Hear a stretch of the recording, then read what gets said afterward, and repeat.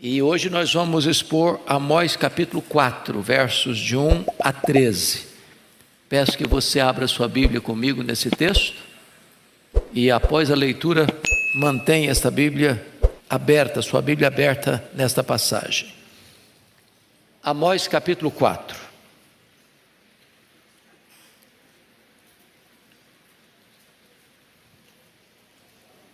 Aqui na minha Bíblia está na página 786, não sei se isso ajuda aí para você. Os profetas menores às vezes ficam escondidos nas páginas da Bíblia, né? Amós capítulo 4. Está escrito assim: ouvi esta palavra, vacas de Bazã, que estáis no monte de Samaria, oprimis os pobres, esmagais os necessitados, e dizeis a vosso marido: dai cá e bebamos. Jurou o Senhor Deus pela sua santidade, que dias estão para vir sobre vós, em que vos levarão com anzóis, e as vossas restantes com fisga de pesca. Saireis cada uma em frente de si pelas brechas, e vos lançareis para Harmon, disse o Senhor. Vinde a Betel e transgredi, a Gilgal e multiplicai as transgressões.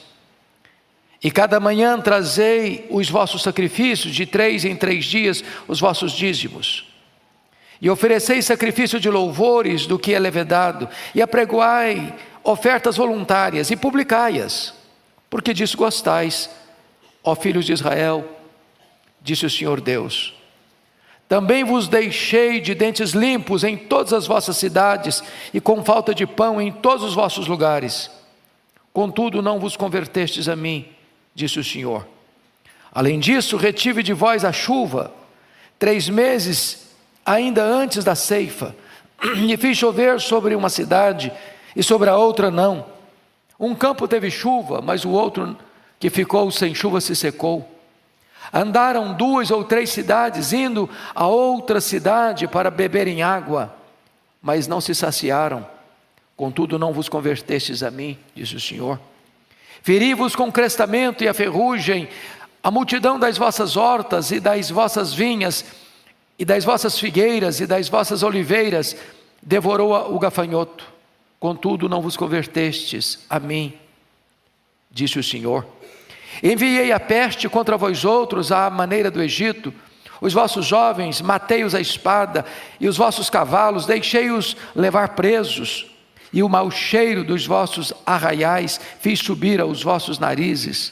Contudo, não vos convertestes a mim, disse o Senhor. Subverti alguns dentre vós, como Deus subverteu a Sodoma e Gomorra, e vós fostes como um tição arrebatado da fogueira.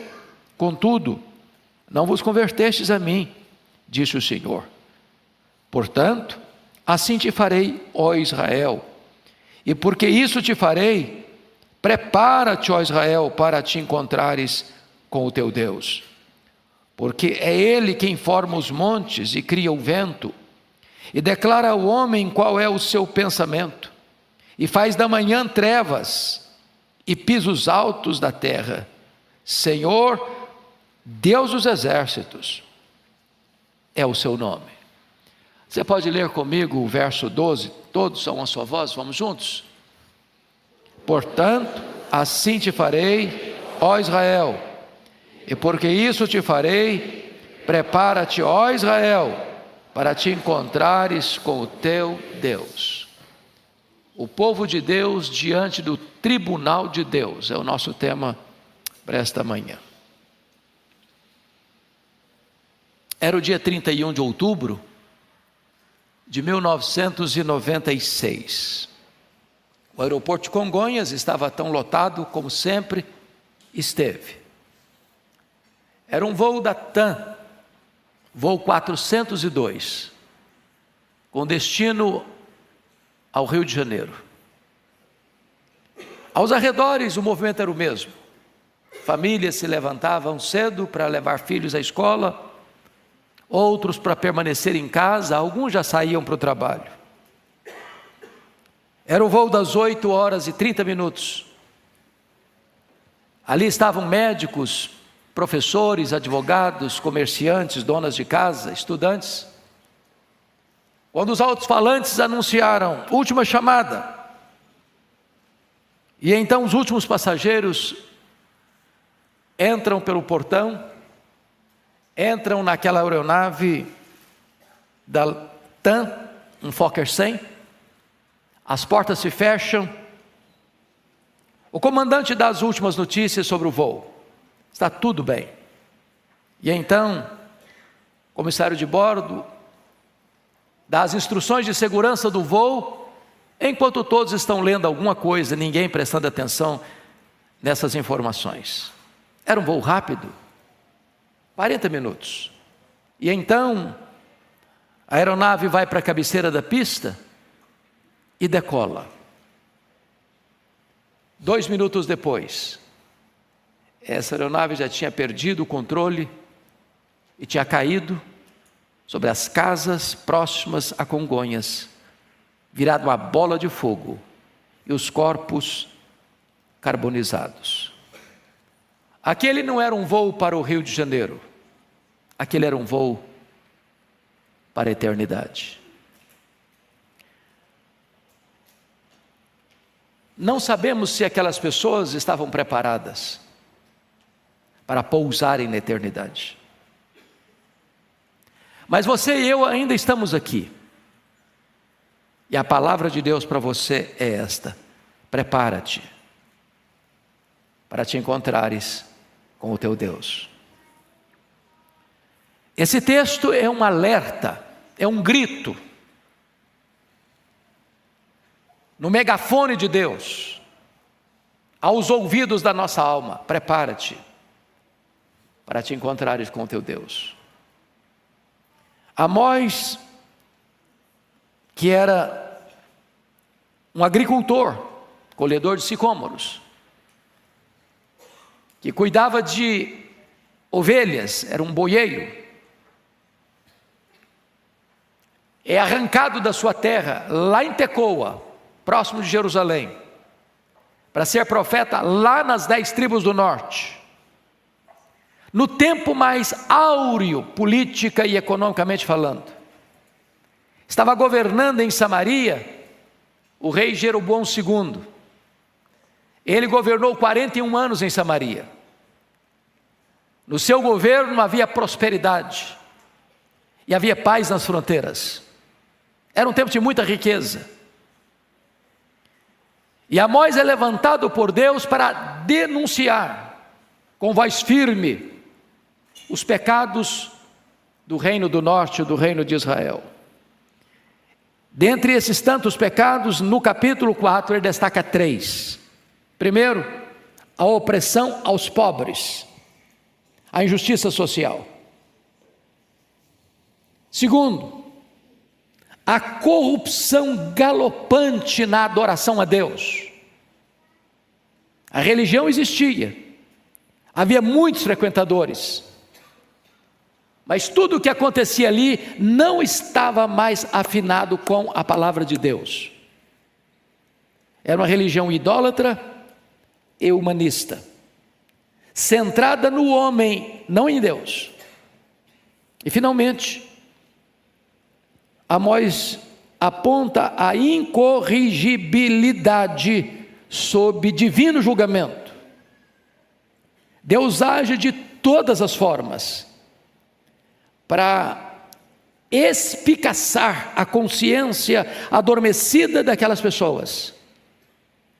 E apesar de tantas vozes eloquentes de Deus, a nação se recusou a se converter ao Senhor, se recusou a converter-se ao Senhor, recusou-se a converter-se ao Senhor. Bom, esse é um texto de 2.700 anos, mas esta voz é para você e é para mim. Então vamos à análise do texto. Em primeiro lugar, Amós denuncia a corrosão dos valores morais, versos 1 a 3. Leia comigo, por gentileza, em voz alta, o verso 1. Vamos juntos. Ouvi esta palavra: vacas de Bazã, que estais no monte de Samaria, oprimis os pobres, esmagais os necessitados, e dizeis a vosso marido: dai cá e bebamos. A primeira coisa é que a gente fica escandalizado com Amós, não é verdade? Se um pregador hoje se dirigisse às mulheres da elite econômica, chamando-as de vacas de Bazã, talvez ele fosse denunciado no mesmo dia ao Ministério Público e o destino dele fosse a cadeia. Por que ele está se referindo a essas mulheres desta maneira? Vacas de Bazã. Bom, Bazã era uma região a leste do Rio Jordão, próximo das montanhas de Gileade. Bazã era a região de pastos verdes, luxuriantes, onde se cultivava reses belas, pesadas, preparadas para o abate, com a melhor carne. Ao chamar essas mulheres da elite de vacas de Bazã, o que Amós quer dizer? Ele está mostrando que essas mulheres só se preocupavam com o corpo, com a aparência, com a sensualidade e com o prazer. Essas mulheres da elite exploradora e opressora viviam apenas para a satisfação do corpo. Não tinham qualquer preocupação com as coisas espirituais. Viviam para um luxo, para os ditames da carne, para agradar apenas ao sensório, sem qualquer preocupação com as coisas de Deus. Em outras palavras, é como se essas mulheres estivessem num processo de engorda para o abate. É duro demais essa palavra, eu preciso reconhecer. Culto ao corpo, é o que estava acontecendo lá. E eu pergunto a vocês se a nossa geração não caminha também, de certo modo, para essa mesma linha, culto ao corpo.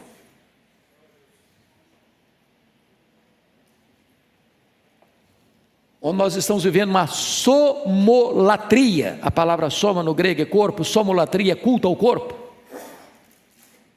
Segundo, estas mulheres buscavam desenfreadamente o prazer. Veja o verso primeiro, quando elas dizem para o marido assim: dai cá e bebamos. Preste atenção nisso. Dai cá de onde? De tirar do pobre, de explorar o pobre. Lembram que as cortes tinham um lado, e eles vendiam, os juízes vendiam as sentenças por dinheiro, para os ricos explorarem mais os pobres. E as mulheres desses ricos estão dizendo para os maridos assim: dai cá e bebamos. Nós queremos nos entregar à bebedeira, aos excessos em festas caras e requintadas, onde tudo girava em torno do prazer. Vinhos caríssimos, que era arrancado como que tirar o pão da boca do pobre. É claro, irmãos, que quem tem dinheiro, se ganhou dinheiro de maneira honesta, se o dinheiro que caiu na conta é dinheiro limpo, se a riqueza foi granjeada com um trabalho honrado, com a bênção do Eterno, elas podem até, se não tiver drama de consciência, pagar, como se conhece e se sabe aqui no Brasil, um jantar, uma garrafa de 20 mil reais, uma garrafa de vinho. Certamente é uma afronta ao próximo. Mas tem gente que faz isso. O problema aqui não é dai cá e bebamos. O problema é de onde estava vindo essa grana. de onde esse dinheiro tinha sido arrancado,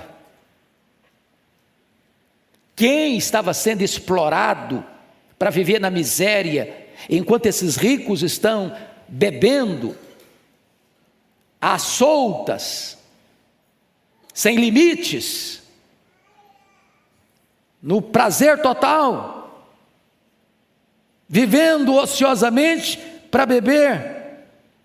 E essas mulheres dizendo aos seus maridos: dai cá e bebamos, explore mais, tire mais deles, nós não podemos parar a festa tem que continuar. Então é a busca desenfreada pelo prazer. Mas em terceiro lugar, é uma ganância insaciável aliada à opressão aos pobres. Volte os olhos ao verso 1. Oprimis os pobres e esmagais os necessitados. A palavra é dura. Oprimir e esmagar é muito duro. Quem está oprimindo o pobre? Quem está esmagando o necessitado? As mulheres.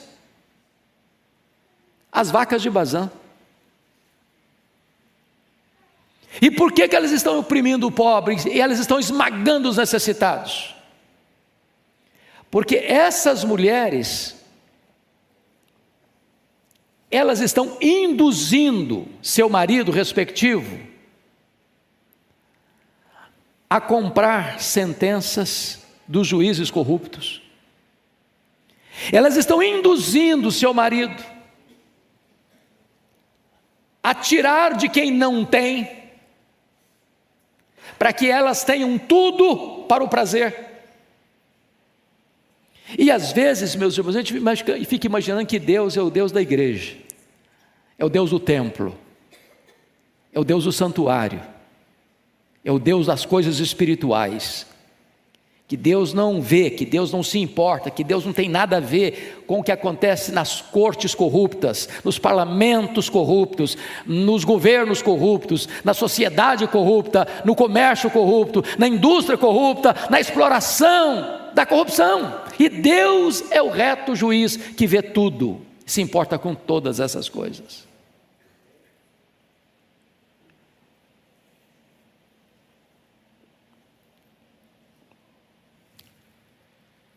Então preste atenção nisso.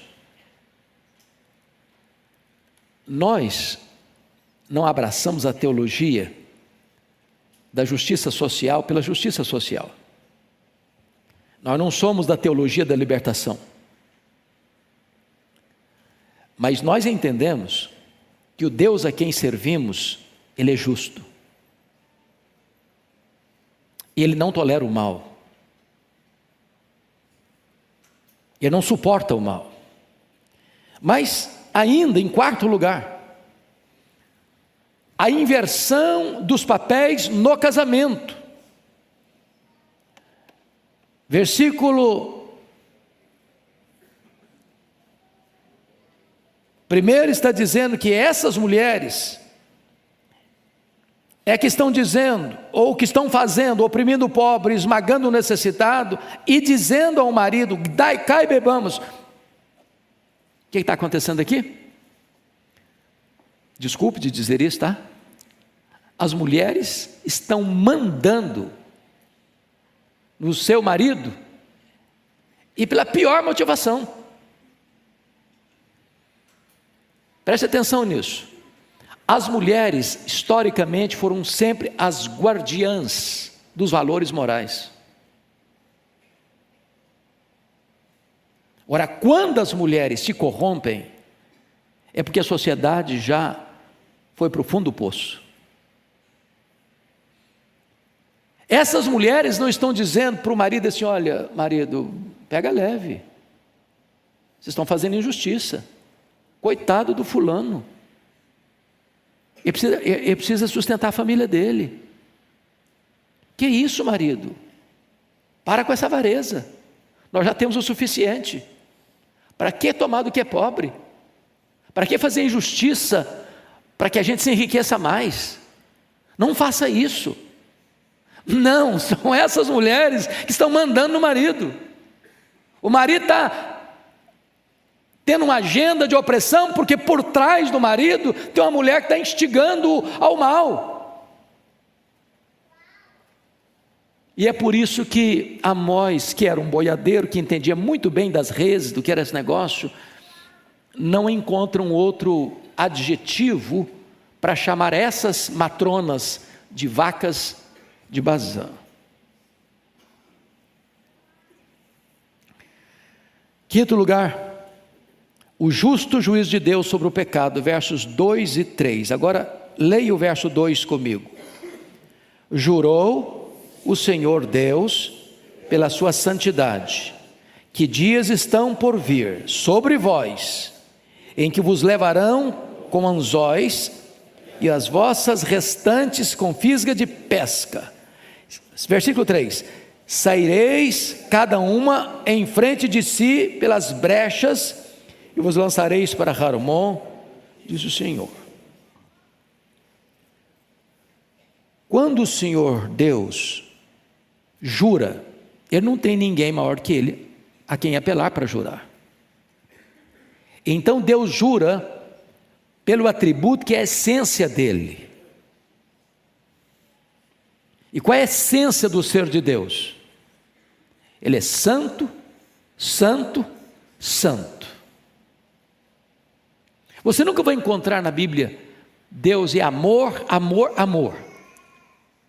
Você nunca vai encontrar na Bíblia Deus é justo, justo, justo. Você vai encontrar na Bíblia que Deus é santo, santo, santo. Quando você diz santo, você define. Quando você diz santo, santo, você enfatiza. Quando você diz santo, santo, santo, você coloca em grau superlativo. Essa é a essência de Deus, Ele é santo. Então Deus está jurando pela sua própria essência que Ele vai fazer algo. E o que Ele vai fazer? Ele vai trazer dias. Não apenas dias, mas dias estão para vir sobre vós. E o que vai acontecer? Quando esse dia chegar, vos levarão como anzóis e as restantes com fisgas de pesca. O que ele está falando aqui? O que ele está falando aqui é que esta nação que hoje vive tempos áureos de riqueza, de prosperidade, chegará um dia em que um império muito poderoso, expansionista, guerreiro, sanguinário, o império assírio, que para vocês terem uma ideia, quando chegava numa cidade, fazia questão de decapitar os homens e fazer montões de cabeça desses homens decapitados na porta da cidade, para dizer o seguinte: ninguém resiste ao poder da Síria. Foi este o argumento que Senaqueribe usou para ameaçar Jerusalém e dizer ao rei Ezequias: renda-se, porque Deus nenhum pode livrar você da minha mão, ninguém pode resistir ao poder da Síria. E o que a Síria fazia? Ao pegar os cativos sobreviventes, botava anzóis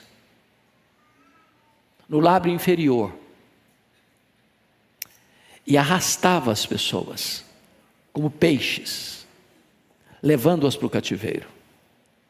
O que Amós está dizendo é que quando a Síria vier, quando Samaria cair nas mãos do Império Assírio, e isso aconteceu no ano 722 a.C., essas mulheres estavam induzindo seus maridos respectivos a tomarem, a esmagarem, a oprimirem o pobre. Elas seriam arrastadas com ganchos, com anzóis para o cativeiro. Em outras palavras, o que o homem semear, isso ele ceifará. Ninguém semeia o mal e colhe o bem. De Deus não se zomba. Bom, esse é o primeiro alerta então. Vamos ao segundo pecado que ele menciona. Versículos 4 e 5, a hipocrisia na prática religiosa. Você pode ler os versos 4 e 5 comigo? A uma só voz, vamos juntos? Vinde a Betel e transgredi, a Gilgal e multiplicai as transgressões, e cada manhã trazei os vossos sacrifícios, de 3 em 3 dias os vossos dízimos. E ofereceis sacrifício de louvores do que é levedado, e apregoai ofertas voluntárias, e publicai-as, porque disso gostais, ó filhos de Israel, disse o Senhor Deus. Então destacaremos aqui 4 pontos. Primeiro, uma religião eivada de sincretismo religioso. Então vamos retroceder só um pouquinho. Salomão morreu no ano 931 a.C. Salomão foi muito bem no começo do seu reinado e foi muito mal no final do seu reinado. Salomão acabou caindo na idolatria. Salomão acabou não preparando o seu filho Roboão para sucedê-lo. Então, em virtude da insensatez administrativa de Roboão, que não atendeu ao pedido do povo para aliviar os impostos. Por quê? Porque o luxo da corte salomônica custou ao povo altos tributos. Rei rico, povo pobre. Não tem almoço de graça. Para o governo estar vivendo, nadando no luxo, quem está pagando a conta é o povo. E de que maneira que o povo paga a conta? Com tributos, com impostos pesados, cada vez mais pesados, para manter o luxo da corte. Roboão não atendeu ao pedido do povo, e então das 12 tribos que tinham, 10 tribos romperam com o rei, filho de Salomão, formando um outro reino, o reino do norte, o reino de Israel. Pois bem, esse rei cismático, que rompe com a dinastia de Davi, chamava-se Jeroboão. Jeroboão I, porque agora quem está governando é o Jeroboão II. O que ele fez? Ele pensou: se os meus súditos voltarem lá para Jerusalém, onde está o templo, todo o aspecto religioso de Israel estava focado no templo. Ele pensou: eles vão acabar voltando para lá, eles vão me abandonar. Na verdade, eles vão fazer mais do que isso, eles vão me matar depois. Então o que ele fez?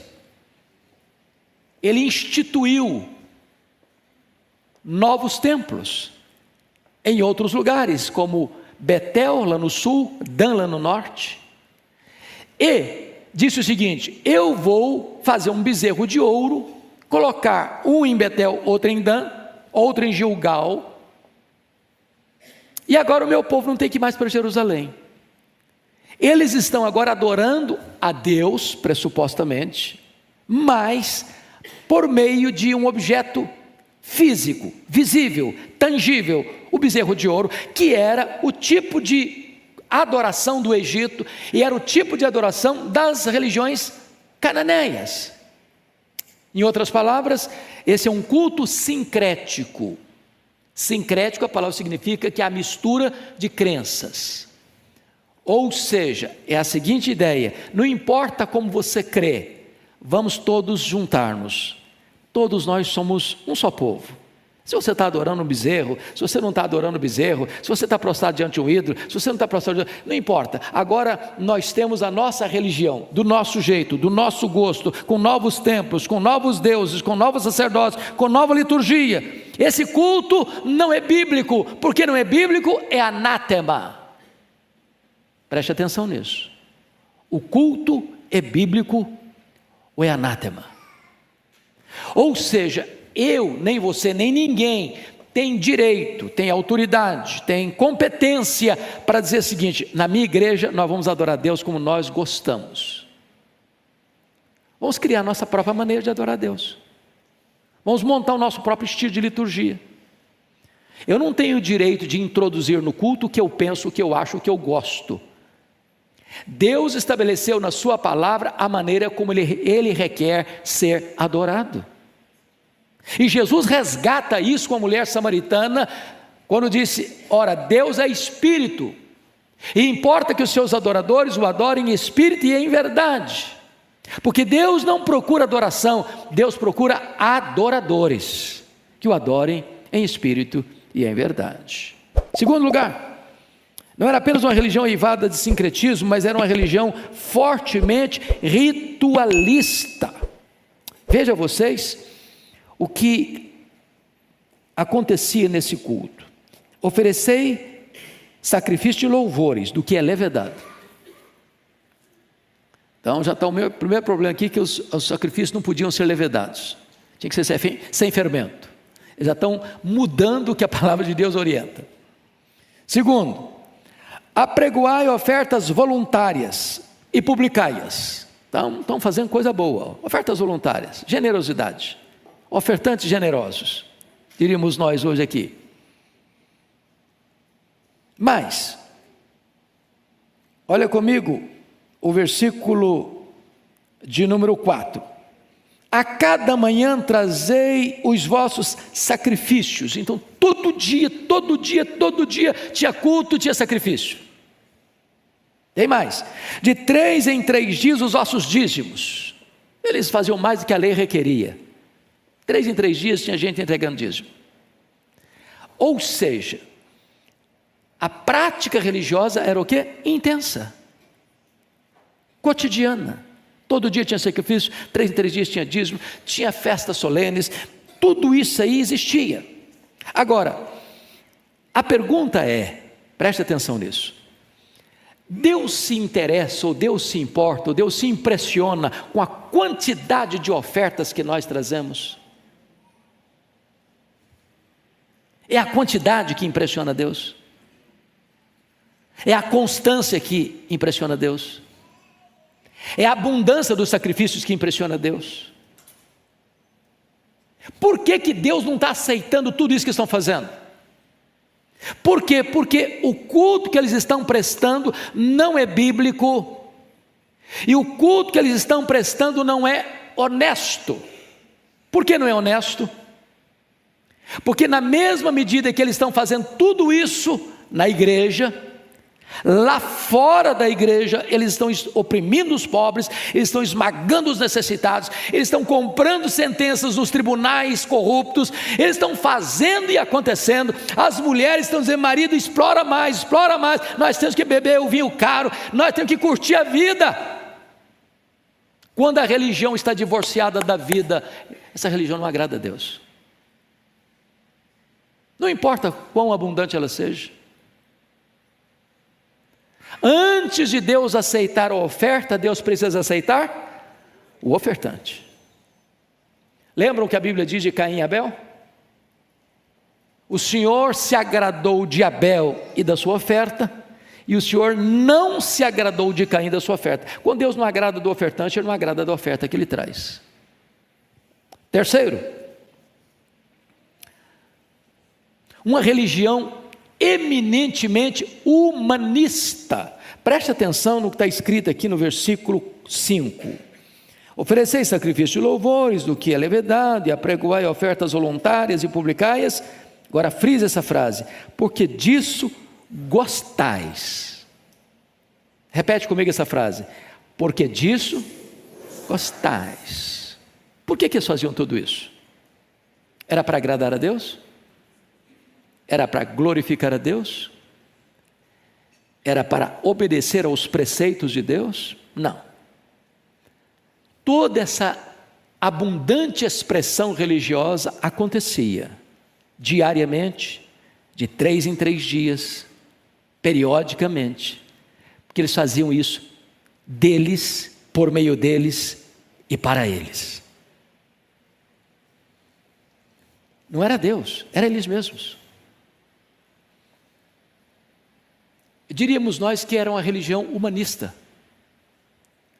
Isso se repete depois lá na igreja de Laodiceia, está lembrado? Quando a igreja de Laodiceia dizia para si mesma, olhando-se no espelho: estou rica, abastada, eu não preciso de coisa nenhuma. E Jesus olha e diz: nem sabes que tu és infeliz, miserável, pobre, cego e nu? O mais grave para mim está no versículo 20: eis que eu estou à porta e bato. Se alguém ouvir a minha voz e abrir a porta, eu entrarei e cearei com ele e ele comigo. Ou seja, naquela igreja de Laodiceia, Jesus estava do lado de fora. Tudo eles faziam para eles, porque eles gostavam. Mas Jesus não era o alvo, Jesus não era o centro. Não era um culto cristocêntrico, era um culto humanista, centrado no homem, para agradar o homem. Agora, pergunto a vocês, não corremos o mesmo risco nessa geração, de pregar uma mensagem para agradar? Uma mensagem mais palatável, mais politicamente correta, para amaciar o ego, para fazer cócegas na vaidade, para receber um tapinha nas costas, na porta da igreja. Olha, foi legal hoje, gostei. O senhor botou a gente lá em cima. O senhor não falou de pecado aqui. Aliás, a nossa geração já está muito machucada pela vida. Tem que fazer coisas, trazer mensagens mais leves, mais light, mais agradável à nossa sensibilidade.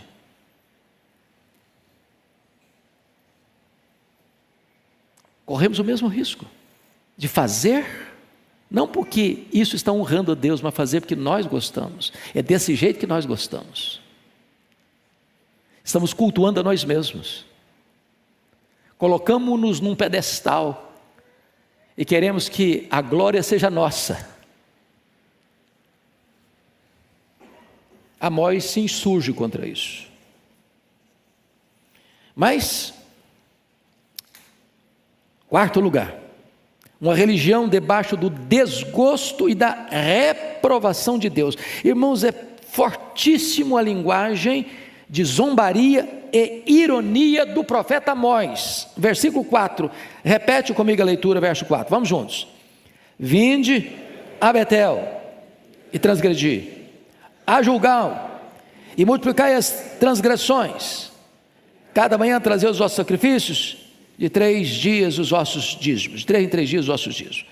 Quando ele diz, vinde a Betel e transgredi, a Gilgal e multiplicar as vossas transgressões, está sendo irônico.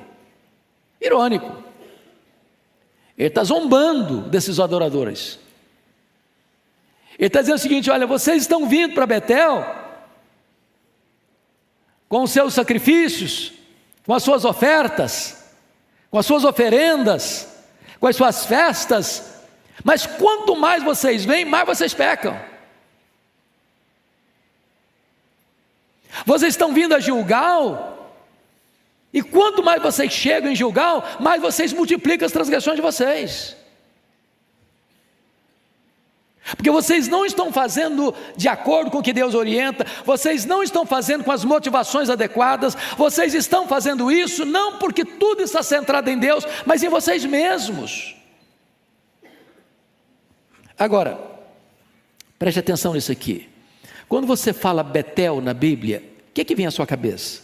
Qual a primeira imagem que vem na sua cabeça quando você fala em Betel? Qual a figura mais expressiva da Bíblia que está ligada a Betel? É o Abraão, e principalmente quem? Jacó. Lembram disso? Quando ele está saindo de casa aos 77 anos de idade, enganou o pai, traiu o irmão, está cansado da viagem, bota um travesseiro de pedra, deita, dorme, e ele tem uma visão de uma escada que liga a terra ao céu, e os anjos sobem e descem, porque os anjos já estavam na terra, não lá em cima. E quando ele acorda, ele declara, e chama aquele lugar de Betel, casa de Deus, porta do céu. Mais tarde, 20 anos depois, quando ele retorna de Padã Arã, tem a conversão aos 97 anos no Val de Jaboque, Deus fala para ele, você vai para Betel. E ele não foi para Betel, ele foi para Siquém.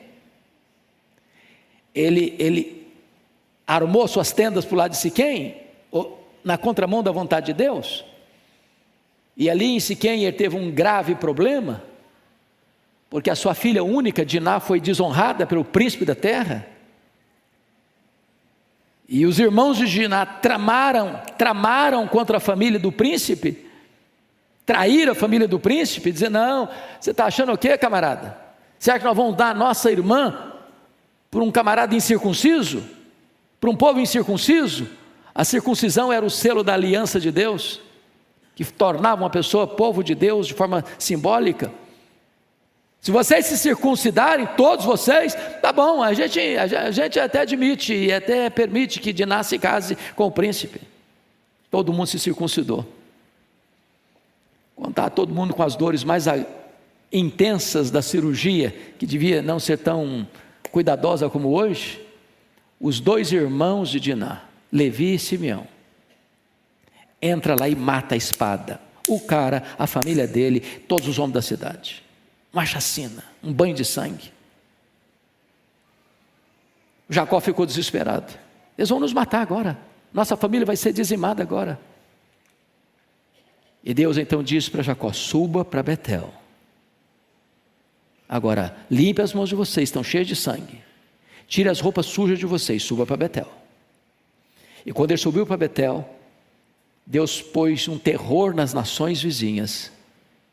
E ali ele levanta um altar, e deu o nome no altar de El Betel, o Deus da casa de Deus. Betel é lugar de salvação, Betel é lugar de restauração. O que aconteceu agora? O rei Jeroboão I pega Betel, casa de Deus, e transforma Betel num centro de culto pagão, idólatra. Tem um bezerro de ouro lá. E o profeta está dizendo: vinde a Betel e transgredi. Quanto mais vocês vêm, quanto mais vocês adoram nesse templo, mais vocês pecam. Preste atenção nisso, irmãos. O que está faltando lá, estava faltando lá, está faltando aqui, não é religião. Tem muito no Brasil, tem muito. Eu li um livro há poucos dias, de um sociólogo brasileiro, e ele fez uma pesquisa e descobriu que no Brasil tem mais de 104 mil CNPJs de igreja. Sabe o que é isso? Mais de 104 mil CNPJs de igreja. Tem igreja em todo canto, em todo quintal, em toda esquina. O Brasil é um país religioso. Mais de 30% das nossas cidades têm nome de santos da tradição cristã. São Paulo, por exemplo. Você vai na cidade do Rio de Janeiro, você não vê um Buda lá no monte, você vê um Cristo.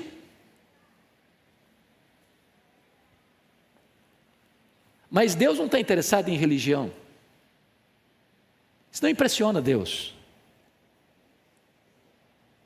As pessoas estão vindo para as múltiplas religiões, e tantas delas multiplicam os seus pecados, porque estão na contramão de tudo que Deus orienta acerca do que é o verdadeiro culto que agrada a Ele. Então não é verdade que toda religião é boa. Não é verdade que o que importa é você ser sincero. Você pode sinceramente tomar um veneno pensando que está tomando um remédio, e você vai morrer do mesmo jeito. Deus requer verdade, e verdade no íntimo. Se você perceber Gilgal, o que é Gilgal? Qual a importância desse local aqui? Gilgal, meus irmãos, foi o local quando o povo de Israel entrou na terra prometida e foi parar em Gilgal. Lá em Gilgal cessou o maná, porque lá em Gilgal eles tomaram posse da terra prometida. Era o local da promessa cumprida, era o local da vitória, da bênção. Mas o que está acontecendo? Eles estão vindo a Gilgal e não voltando com a vitória, e não voltando com a bênção. Eles estão vindo a Gilgal e colhendo derrotas e voltando vazios. Por quê? Porque toda a religiosidade deles estava debaixo do desgosto de Deus. Vamos ao terceiro ponto da mensagem: a obstinação diante da disciplina de Deus. E eu chamo a sua atenção para o contínuo chamado de Deus ao arrependimento. Então, por favor, confira aí comigo, a partir do verso 6, as expressões que Deus vai usar. Primeiro, verso 6: também vos deixei de dentes limpos em todas as vossas cidades. Isso significa fome. Dente limpo é fome. Segundo, olhe comigo, e aí como define mais isso? Com falta de pão em todos os vossos lugares. Versículo 7: além disso, retive de vós a chuva, ou seja, a seca. Olha o versículo 9: feri-vos com crestamento e ferrugem, a multidão das vossas hortas, das vossas vinhas, e das vossas figueiras, e das vossas oliveiras, deforou o gafanhoto, ou seja, a destruição das colheitas. Agora versículo 10, parte A: enviei a peste contra vós outros, à maneira do Egito, ou seja, a enfermidade. Versículo 10, parte B: os vossos jovens matei-os à espada, os vossos cavalos deixei-os levar, ou seja, a guerra. Versículo 11: subverti alguns dentre vós, como Deus subverteu Sodoma e Gomorra, ou seja, a catástrofe. Agora preste muita atenção aqui. Amós não seria de forma nenhuma aceito na sociedade contemporânea com a sensibilidade tão à flor da pele. Amós jamais poderia ser aplaudido pela nossa sociedade humanista.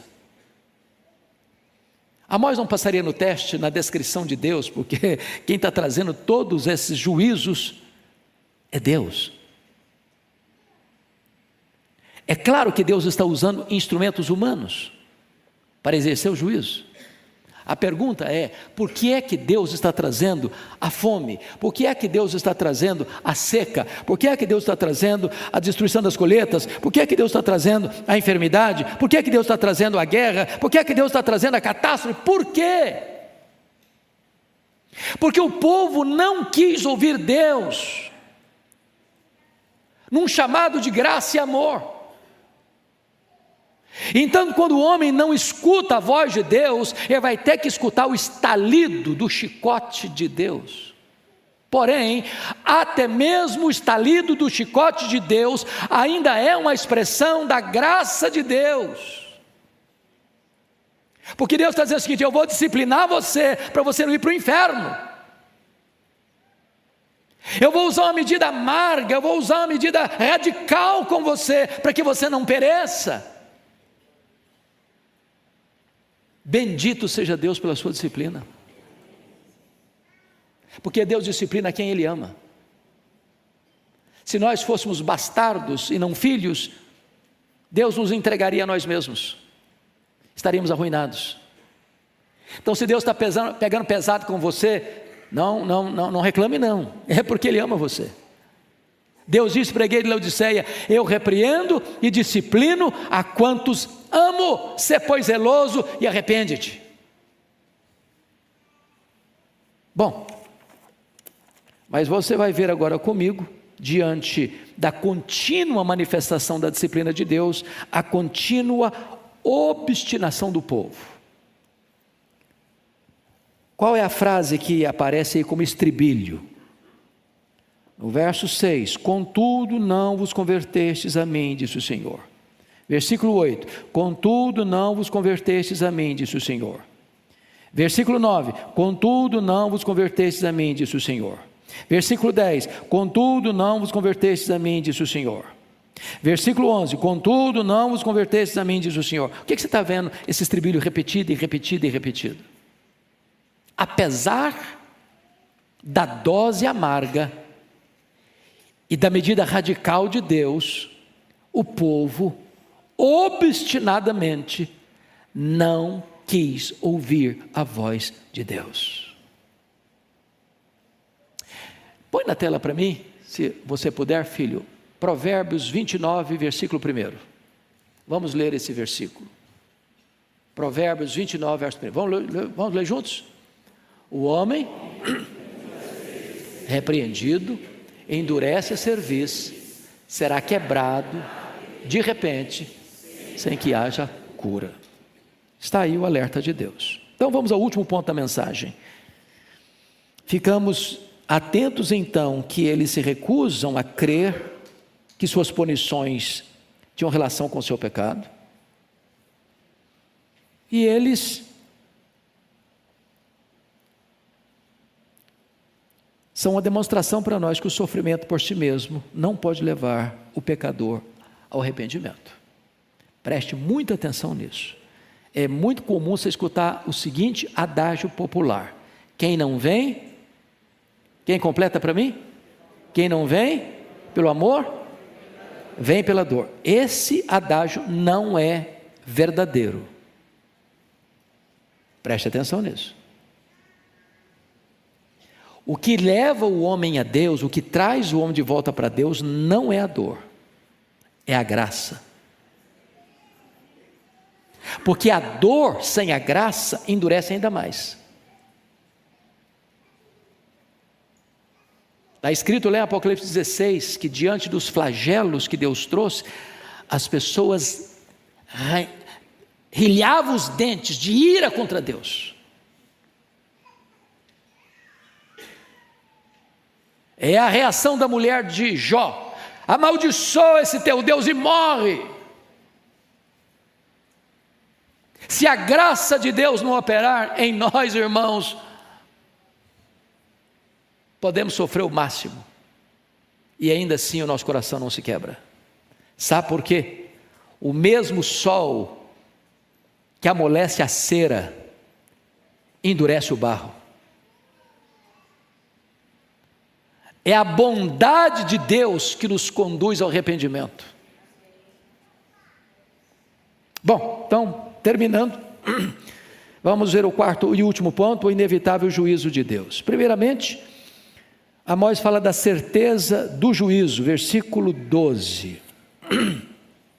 Portanto, assim te farei, ó Israel. Deus é fiel nas suas promessas e Deus é fiel no seu juízo. Segundo, o encontro com Deus do juízo, está escrito no verso 12. Olha aí comigo, por gentileza. E porque isso te farei, prepara-te, ó Israel, para te encontrares com o teu Deus. Sabe quem vai se encontrar com Deus? Diante do tribunal de Deus? Você, eu, nós, todos. E naquele dia os livros serão abertos, e não vão ser julgados segundo o que estiver escrito nos livros. Daremos conta das nossas palavras, das nossas obras, das nossas omissões, dos nossos pensamentos. E o que Amós está mostrando é a necessidade do preparo. Prepara-te. Mas não é preparar na hora final, não, porque na hora final você não sabe se vai ter tempo. Lembra que Jesus contou do camarada que fez uma colheita abundante, derrubou os celeiros ruins que tinha, construiu novos celeiros, ajuntou muita coisa, e disse: agora, ó minha alma, come, bebe, regala-te por longos anos. E ele escutou aquela mesma noite alguém dizendo: louco, esta noite pediram a tua alma, e o que tens preparado para quem será? Ou aquele outro caso que Jesus contou de um homem rico que só pensava em banquetes, em roupas caras, e tinha na porta dele um lazarento, chagado, que se desejava comer das migalhas que caíram da sua mesa. E esse rico morreu, e a Bíblia diz que foi para o inferno. A alma dele foi para o inferno, o corpo foi sepultado. Agora não tem mais chance, agora não tem mais oportunidade. A hora de se preparar é agora, porque você não administra o seu amanhã. Hoje é o dia oportuno de Deus. Isso me faz lembrar de um fato curioso, não sei se é lenda ou verdade, mas de um rei que tinha na sua corte um palhaço, que alegrava todo mundo, que era motivo de boas risadas, boas gargalhadas e desconcentração, de diversão. E o nome do palhaço era Bobo, e o Bobo fazia todo mundo rir. E um dia o rei, brincando com ele, deu-lhe uma varinha de ouro e disse: olha, bobo, estou lhe dando essa varinha, para que se você um dia na vida encontrar um bobo mais bobo que você pode dar essa varinha para ele. E aí o rei ficou doente, acamado, à beira da morte. E o palhaço bobo foi lá lhe fazer uma visita. E o palhaço bobo era bobo, mas era cristão. Só era bobo para fazer palhaçada, mas era um cristão. E perguntou para o rei: o senhor está preparado para encontrar-se com Deus? E o rei respondeu: não, eu não estou preparado para morrer, eu não estou preparado para me encontrar com Deus.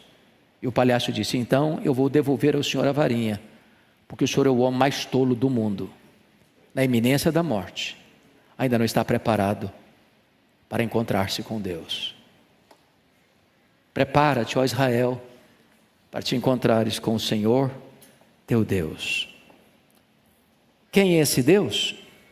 Para encerrar, leia comigo o verso 13, por favor. Toda a igreja. Porque é Ele quem forma os montes e cria o vento. Até aqui. Ele é o que aqui? O Criador. Se Ele é o Criador, Ele é o Todo-Poderoso. Seguindo a leitura. E declara o homem qual é o seu pensamento. Pare aqui. Ele é capaz de conhecer até o que não está revelado. Conhecer o oculto.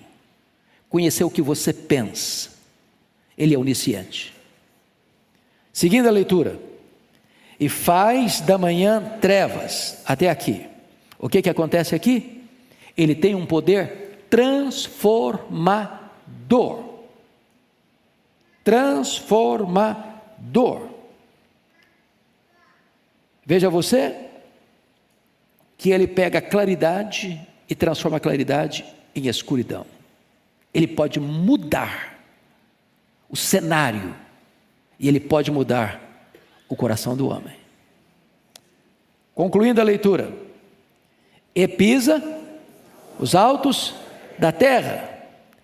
Ou seja, ele tem controle, ele tem domínio, ele tem governo. Quem pisa os altos da terra não são os grandes deste mundo, é o Deus Todo-Poderoso. Mas ele conclui assim: Senhor, Deus dos exércitos, é o seu nome. Quando diz Senhor, é Yahvé, é o Deus da aliança. Mas ele, o Deus da aliança, é também o Deus dos exércitos, o Deus que comanda as nações, dirige as nações, que tem poder sobre as nações, que coloca no trono, que faz apiar do trono. Este é o seu nome. É diante desse Deus Todo-Poderoso que você e eu vamos ter que comparecer. Prepara-te, ó Israel, para te encontrares com o teu Deus. Eu sei, irmãos, que um sermão desse a gente sai meio amassado, né? Tem dia que tem melzinho na boca, mas tem dia que Deus dá um remédio mais amargo e a gente tem que aguentar. Não é assim mesmo? Então Amós pega pesado o tempo todo. E a gente tempera isso, né? Um dia tem sobremesa, tem dia que Deus dá uma carne dura para você mastigar.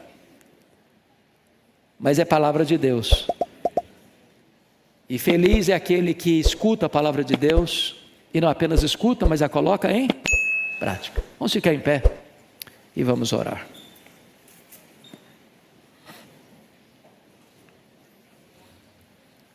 Deus amado, receba a nossa gratidão, porque esta igreja, ao longo dos seus mais de 100 anos de história, tem anunciado e proclamado a Tua palavra. E nós declaramos o nosso coração disposto a ouvir a Tua voz. Precisamos, Deus, desesperadamente olhar para a nossa própria vida e redesenhá-la e reorientá-la todo dia pelo prumo da Tua palavra. Sonda o nosso coração nesta manhã e vê se há em nós algum caminho mau. Guia-nos pelo caminho eterno. Não queremos ser daqueles que olham para o outro com o dedo em riste, para apontar os pecados, as mazelas. Queremos confrontar a nós mesmos, examinar a nós mesmos e nos humilhar debaixo da tua poderosa mão. Clamamos a ti, ó Deus, que tu nos dês um coração quebrantado, para jamais nos levantarmos contra a tua palavra, ou resistirmos à tua palavra, ou sermos obstinados em desobedecer a tua palavra. Tem misericórdia de nós, ajuda-nos, socorre-nos, restaura-nos, reaviva-nos para o louvor da tua glória, em nome de Jesus, amém. Deus abençoe, amados, muito obrigado.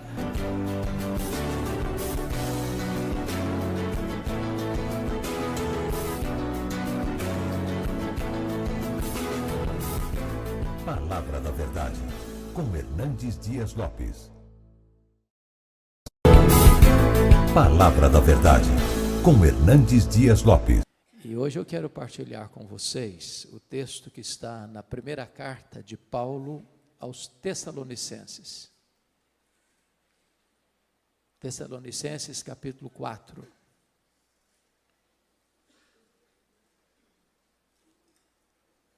Dos versos 13 ao verso 18.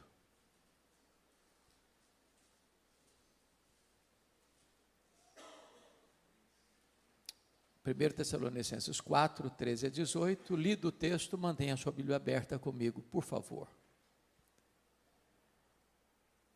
Não queremos, porém, irmãos, que sejais ignorantes com respeito aos que dormem, para não vos entristecerdes como os demais que não têm esperança. Pois se cremos que Jesus morreu e ressuscitou, assim também Deus, mediante Jesus, trará em sua companhia os que dormem. Ora, ainda vos declaramos por palavra do Senhor isto: nós, os vivos, os que ficarmos até a vinda do Senhor, de modo algum precederemos os que dormem. Porquanto o Senhor mesmo, dada a sua palavra de ordem, ouvida a voz do arcanjo e ressoada a trombeta de Deus, descerá dos céus. E os mortos em Cristo ressuscitarão primeiro. Depois, nós, os vivos, os que ficarmos, seremos arrebatados juntamente com eles entre nuvens, para o encontro do Senhor nos ares, e assim estaremos para sempre com o Senhor. Consolai-vos, pois, uns aos outros com estas palavras. Amém.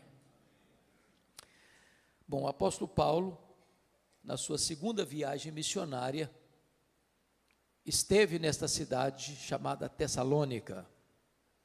É uma cidade grega, até hoje uma das maiores cidades da Grécia, hoje com o nome de Salônica. E Tessalônica era uma cidade importantíssima, porque ela era a capital de uma província, ela era a capital da província da Macedônia. E Paulo passa por lá, planta esta igreja, uma igreja que vai se tornar uma igreja modelo para outras igrejas, e precisou sair às pressas, porque queriam matá-lo na cidade. Então, dali ele vai para Bereia. E nesta carta, Paulo trata muito especificamente sobre as verdades que nós chamamos de escatológicas, as verdades das coisas do fim. Por ser uma cidade grega, ela tinha forte influência da cultura grega. Esta carta é um clássico exemplo de que, em vez da igreja influenciar a sociedade, é a sociedade que está influenciando a igreja. Em vez da igreja imprimir no mundo o seu pensamento, o pensamento divino, à luz das Escrituras, é a cultura prevalecente que está influenciando a igreja. Qual era o pensamento básico, pilar dos gregos? Era o chamado dualismo. Os gregos criam nisso. O que era o dualismo?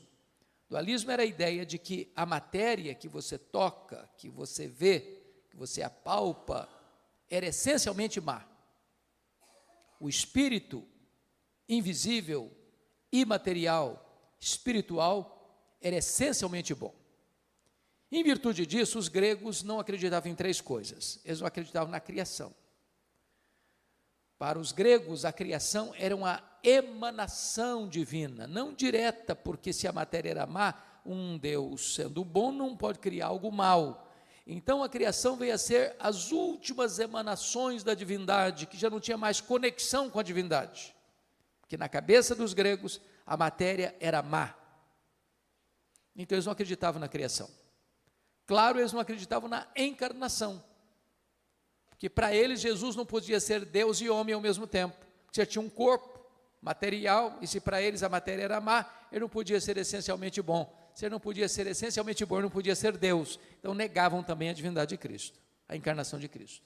Mas, finalmente, os gregos negavam a ressurreição. Na cabeça dos gregos, quando alguém morria, a morte era aplaudida por eles.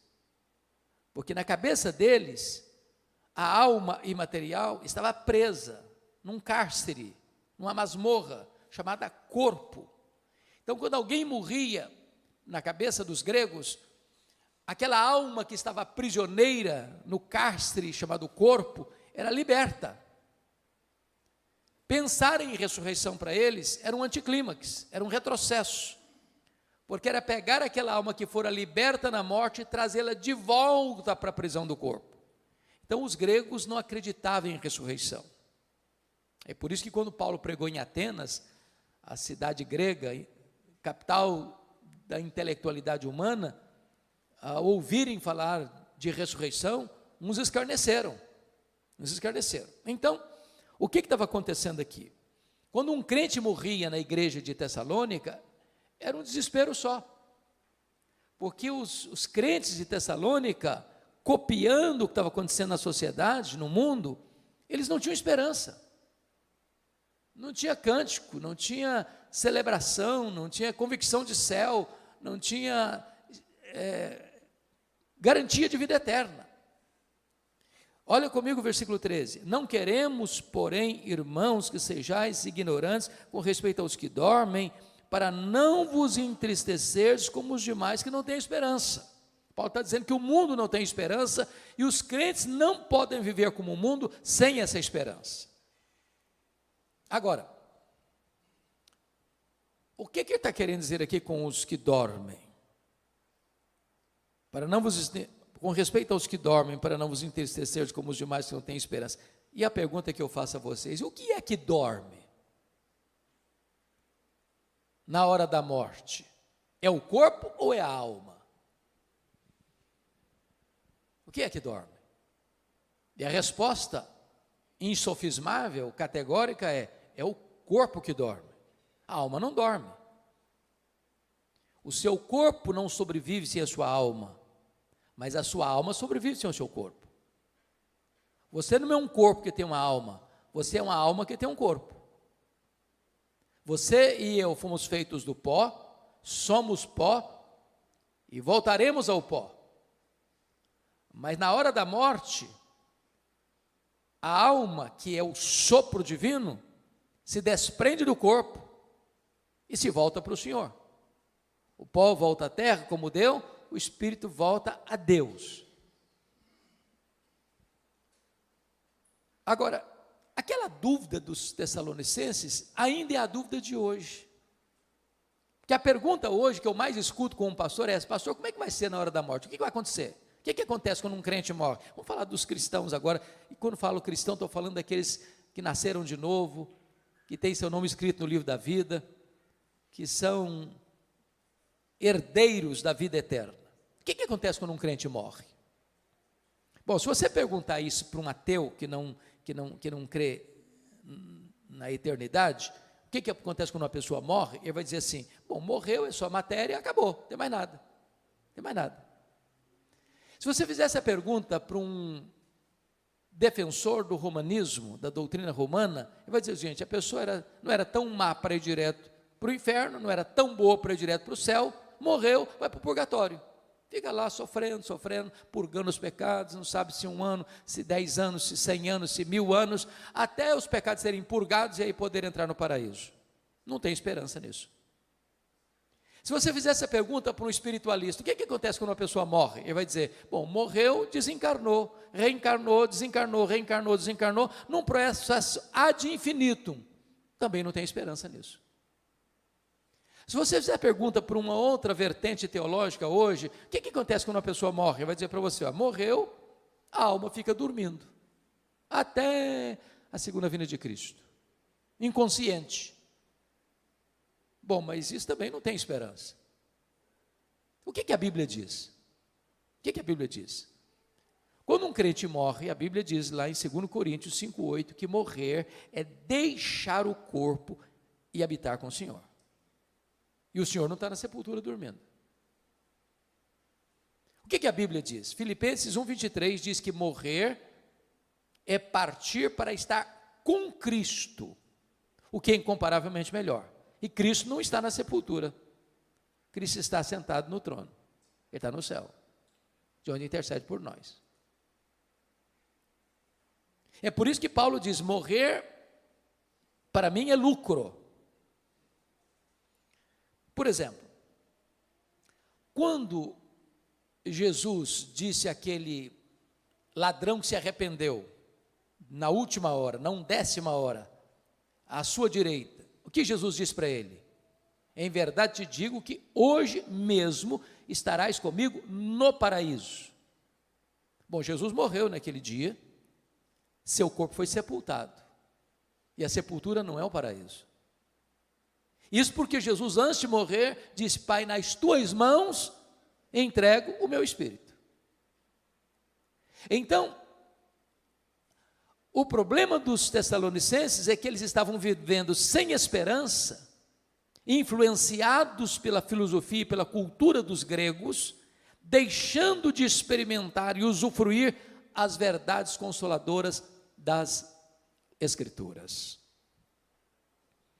Mas uma pergunta que é muito comum fazer, e eu acho que todo pastor que está aqui já escutou isso tantas vezes, pastor, como é que vai ser lá no céu? Já que partir é para estar com Cristo, que é incomparavelmente melhor. Como é que vai ser lá? Nós vamos nos conhecer lá no céu?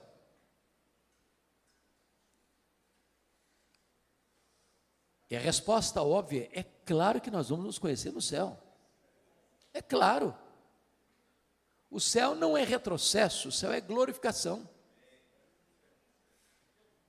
Então preste atenção nisso.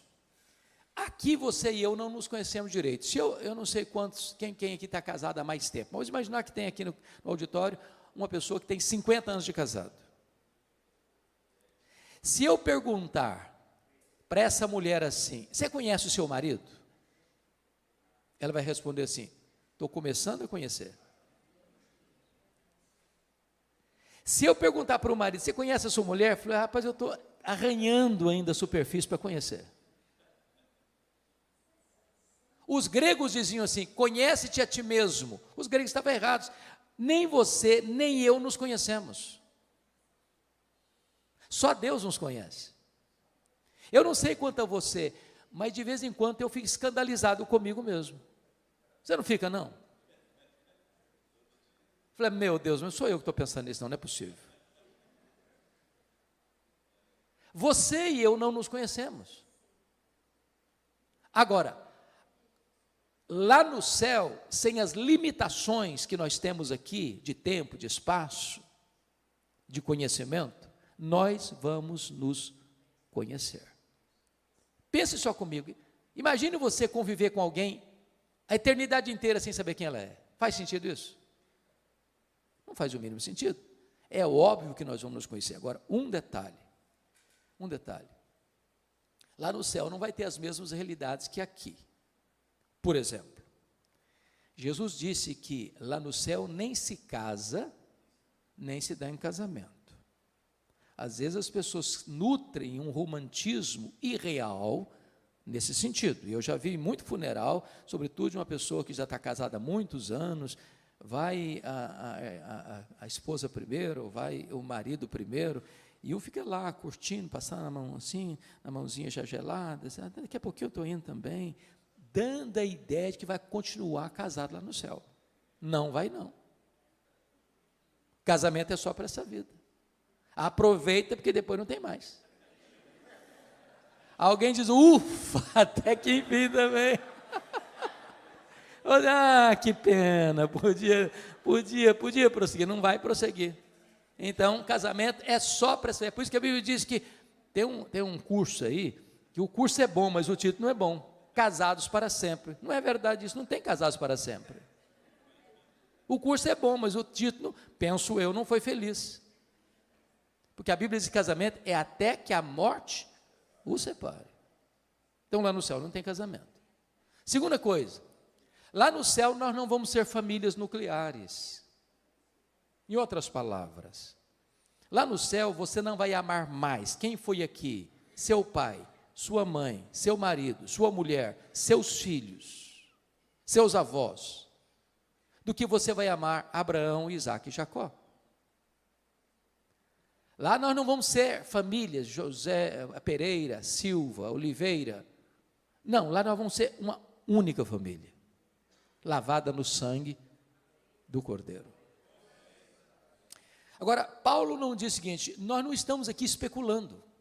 Não é uma questão de especulação. Olha comigo o versículo de número 15, quando ele diz, e sabeis também vós, não, desculpa, o vento bateu aqui, mudou minha página. 4:15.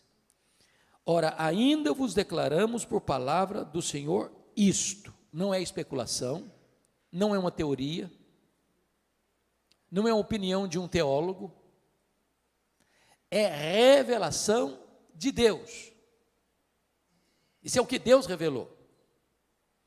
Então, a grande pergunta aqui, meus amados, é: onde está a nossa garantia dessa esperança? Qual é a base da nossa esperança?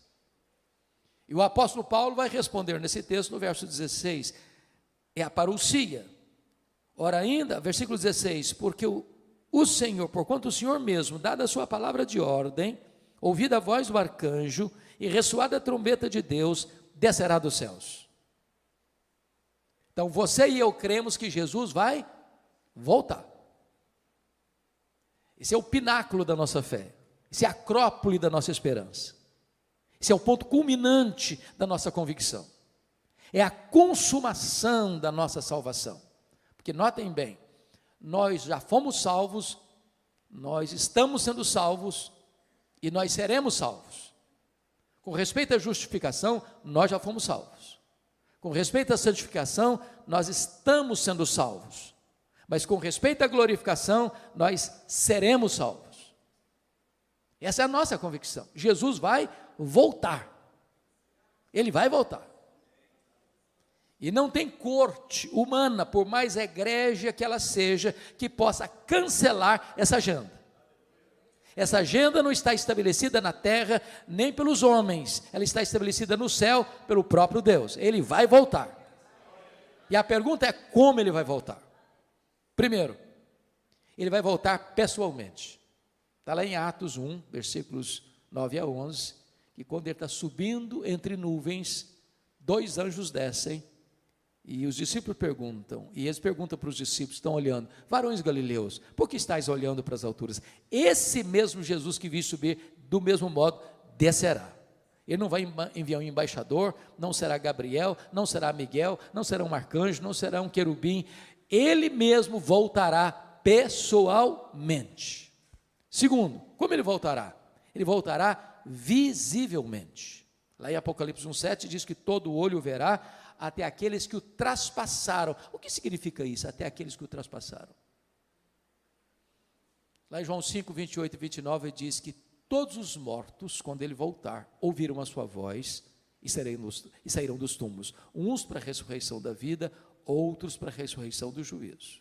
Aqueles que cuspiram em Jesus, aqueles que esbordoaram a cabeça de Jesus, aqueles que crucificaram Jesus, aqueles que zombaram de Jesus, vão ter que ressuscitar quando ele voltar, e vão ter que ver Jesus na sua glória, na sua vinda.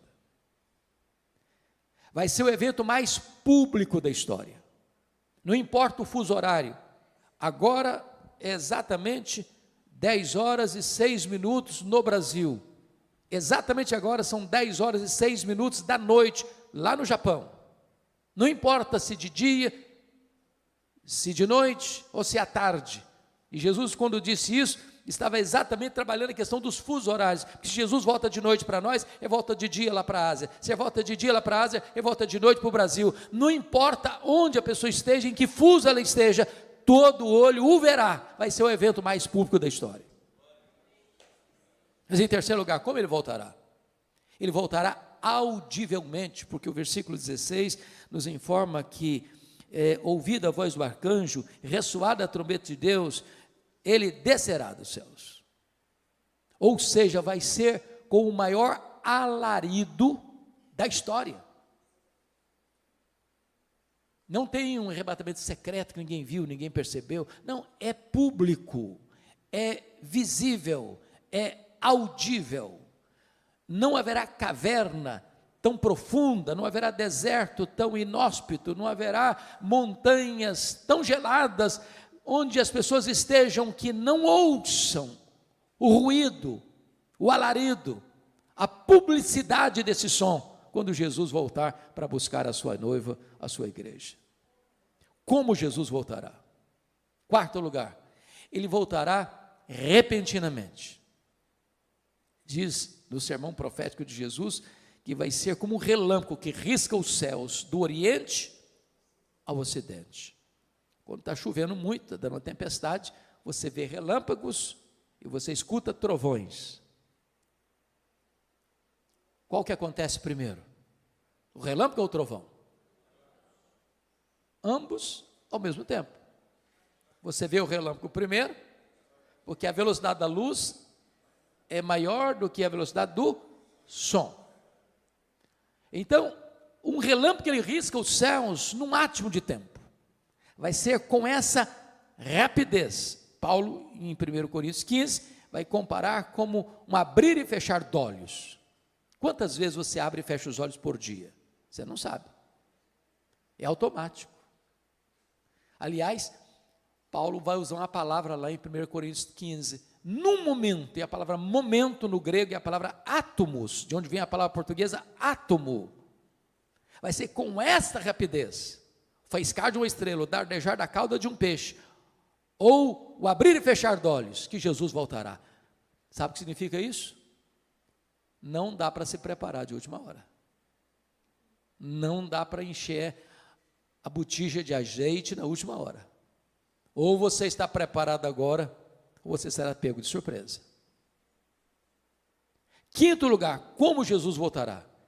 Ele voltará não só repentinamente, mas ele voltará também inesperadamente. Vai ser como um ladrão. O ladrão não manda um WhatsApp para você dizer, olha, tal dia, prepara um cafezinho, faça um pãozinho de queijo, que eu estou chegando na sua casa. Ele chega de que maneira? De que maneira? Inesperadamente. Você não está aguardando, você não está esperando, e ele chega. Sabe o que significa isso? A volta do Senhor Jesus não será um dia óbvio. Todos aqueles, irmãos, que marcaram a segunda vinda de Cristo, desculpem da expressão bem brasileira, quebraram a cara. Se frustraram. Porque a agenda não está na terra. É da economia da soberania do Deus Pai. Então preste bem atenção nisso. O que a Bíblia diz que se o chefe de família soubesse que horas que o ladrão chegaria, ele se prepararia e não permitiria que ele entrasse. Vai ser assim. Vai ser um dia comum. O dia que você levanta, vai trabalhar, se levanta, vai levar filho na escola, se levanta, vai fazer uma viagem, se levanta e vai ficar em casa mesmo. Não vai ser um dia óbvio, vai ser agora, está tudo indicando que vai ser hoje. Não vai ser assim. Penúltimo lugar, como Jesus voltará? 1 Tessalonicenses 5 diz que vai ser inescapável, uma volta inescapável, vai ser como uma mulher grávida que está para dar à luz. Quando uma mulher está grávida, ela vai dar à luz. Não dá para dizer, está cancelada a gravidez. Pronto, agora não vai mais nascer nada. Não, vai nascer. É inescapável. Em outras palavras, não tem nenhuma autoridade na terra, por mais poderosa que ela seja, pode dizer, Jesus não voltará. Não, é inescapável, ele voltará sim. E ele voltará como o Rei dos Reis, como o Senhor dos Senhores, como juiz de vivos e de mortos. Ele voltará para estar assentado no trono e julgar as nações. Finalmente, como ele voltará? Ele voltará vitoriosamente. Ele voltará para matar o anticristo com o sopro da sua boca. Ele voltará para lançar no lago do fogo o anticristo e o falso profeta. Ele voltará para jogar o diabo no lago do fogo, para ser atormentado para toda a eternidade. Ele voltará para lançar no lago do fogo o inferno e a morte. Ele voltará para lançar no lago do fogo todos aqueles cujos nomes não foram encontrados no livro da vida. Ele voltará para colocar todos os inimigos debaixo dos seus pés. Ele voltará para reinar com a sua igreja para sempre e sempre e sempre. É uma vinda vitoriosa. Isso é um pilar da nossa esperança. Jesus voltará. E é curioso que Paulo diz assim, preste bem atenção nisso. Versículo 15. Ora, ainda vos declaramos por palavra do Senhor isso, nós os vivos, os que ficarmos até a vinda do Senhor. Paulo era o maior teólogo, e é ainda considerado o maior teólogo da história do cristianismo. Mas ele esperava a segunda vinda de Cristo para os seus dias. Há muitas pessoas que hoje, do alto da sua sapiência teológica, dizem, não, esquece, vai demorar mais de 500 anos ainda, vai demorar mais de 1000 anos ainda. Nenhum de nós tem essa autoridade para dizer isso. Aliás, nós deveríamos estar na ponta dos pés,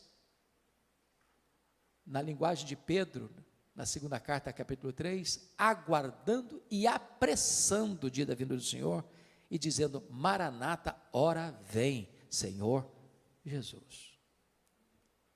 Mas se nós temos a revelação como primeiro pilar da nossa esperança, se nós temos a parousia, a segunda vinda como segundo pilar da nossa esperança, em terceiro lugar, nós temos a ressurreição como terceiro pilar da nossa esperança. Compare aí o versículo 16 na parte B, onde diz, e ressoada a trombeta de Deus, descerá dos céus, e os mortos em Cristo ressuscitarão primeiro.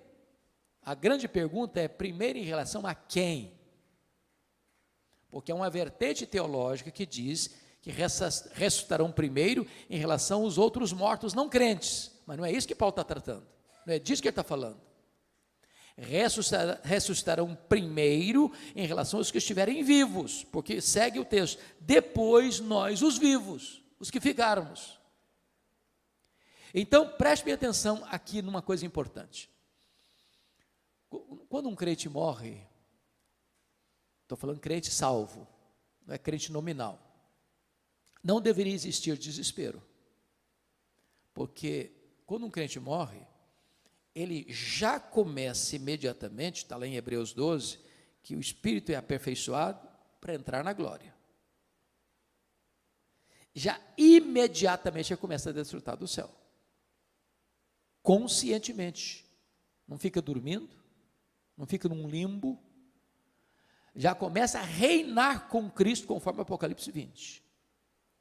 Quando Jesus voltar, cronologicamente falando, aqueles que já estão lá com ele no céu, cujo corpo está na sepultura, dormindo, me dão nota de rodapé, abra um parênteses e eu fecho depois. Por que usa a metáfora dormindo, ou dormir no Senhor? Por que essa metáfora? Porque esse eufemismo é uma figura de linguagem para amenizar uma coisa. Em vez de você dizer assim, o cara morreu, aí você diz, ele dormiu no Senhor. Por duas razões. Porque quem dorme está fazendo o quê? Está descansando. Você dorme porque você precisa descansar. Apocalipse 14, 13 diz, bem-aventurados aqueles que desde agora morrem no Senhor, para que descansem das suas fadigas.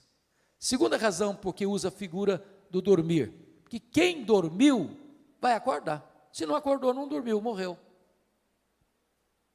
Significa o quê? Que a morte ela tem prazo de validade.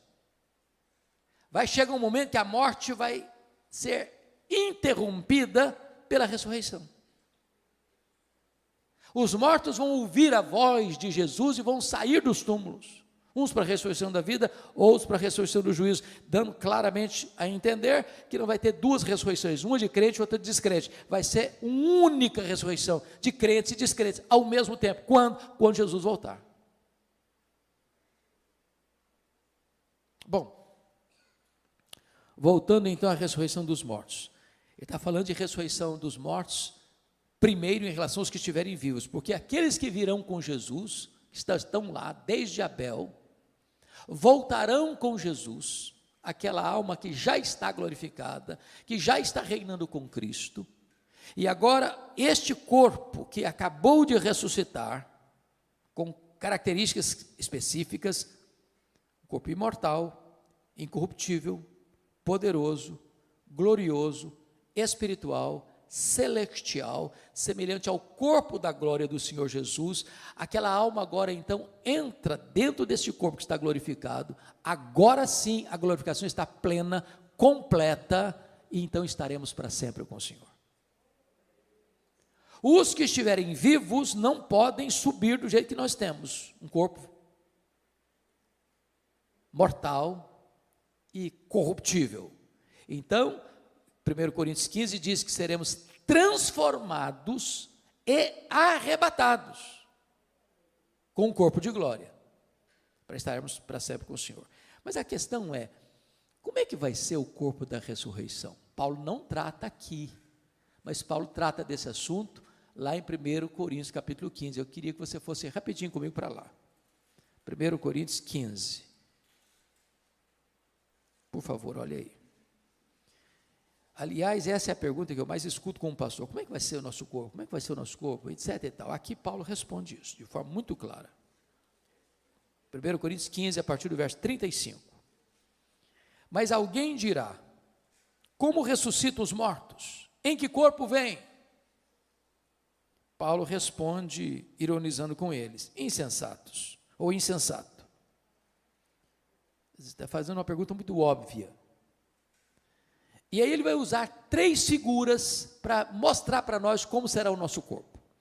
A primeira figura está no versículo 36, é a figura da semente.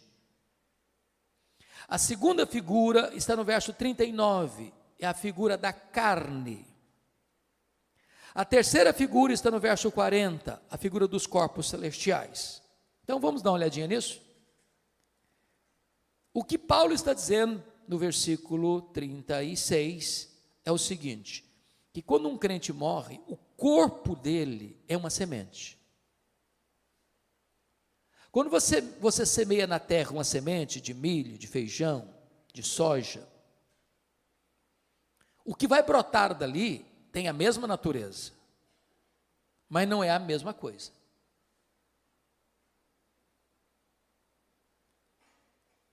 Então, ele vai explicar isso melhor a partir do verso 42. Ele diz assim: semeia-se corpo na corrupção, ressuscita-se na incorrupção. O que é isso? Esse corpo seu e meu aqui, ele nasce, cresce, envelhece e morre. Às vezes a pessoa morre no processo, né? Morre na infância, morre na juventude, morre na fase adulta. Mas ele tem um prazo de validade.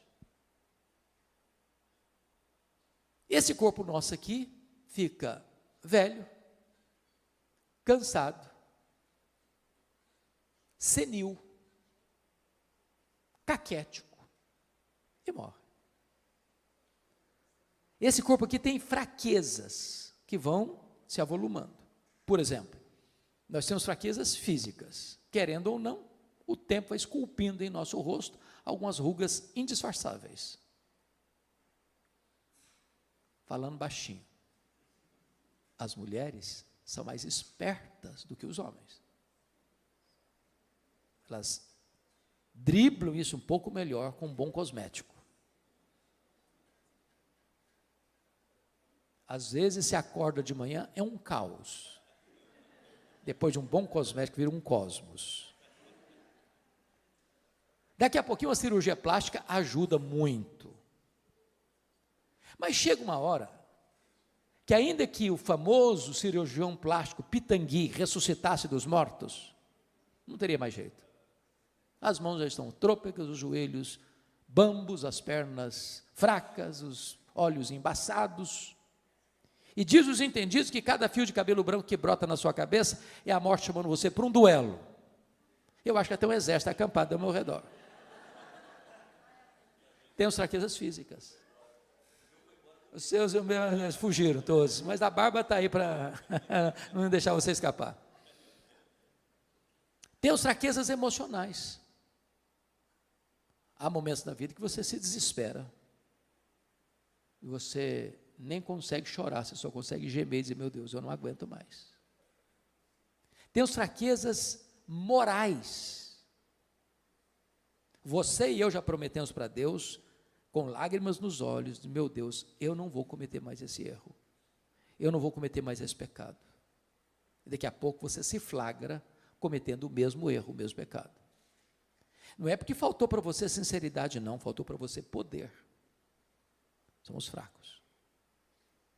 Temos fraquezas espirituais. Somos um ser ambíguo, paradoxal, contraditório. O bem que queremos fazer não fazemos, o mal que não queremos praticamos. Somos fracos. Eu, quando passo pelas livrarias, e eu faço isso praticamente toda semana, procurando ver o que está saindo de novo, e vocês todos sabem que os livros mais publicados no Brasil e no mundo são livros de autoajuda. São livros que dizem assim para você, você é forte, você tem a força, você é um gigante. Basta você acordar, você é um gigante. E a Bíblia diz exatamente o contrário. A Bíblia diz que nós somos fracos. Mas muito fracos. A Bíblia diz que Deus conhece a nossa estrutura e sabe que somos pó. Então, esse corpo aqui, não adianta congelar, não adianta inventar. Não, ele vai envelhecer mesmo. Vai ficar enrugado mesmo. E quem não quiser ficar velho, é só morrer na infância também, está resolvido o assunto.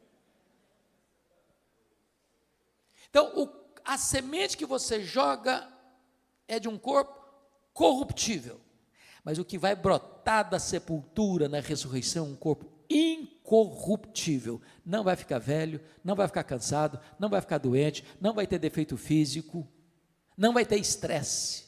É um corpo incorruptível.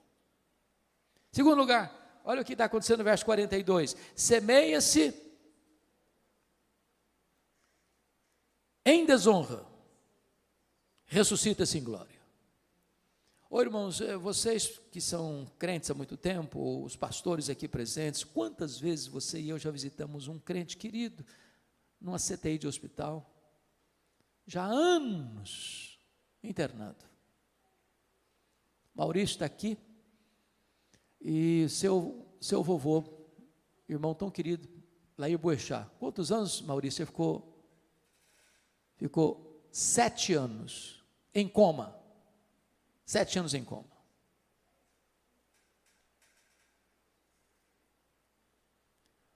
Muitas vezes eu já visitei ovelhas e irmãos fora do círculo da igreja local, que o corpo já estava caquético, encolhido, pele e osso, desonrado pela dor, desonrado pela doença, desonrado pelos remédios tão pesados. Quando você joga aquele corpo na sepultura, ele está desonrado pela fraqueza, pela doença. Mas o que vai brotar daí é um corpo glorioso, glorioso. E Daniel, capítulo 12, diz que vai brilhar como sol no seu fulgor. Louvado seja o Senhor. Então fique tranquilo, você vai ter um corpo perfeito. O corpo da ressurreição não vai brigar nem com o espelho, nem com a balança.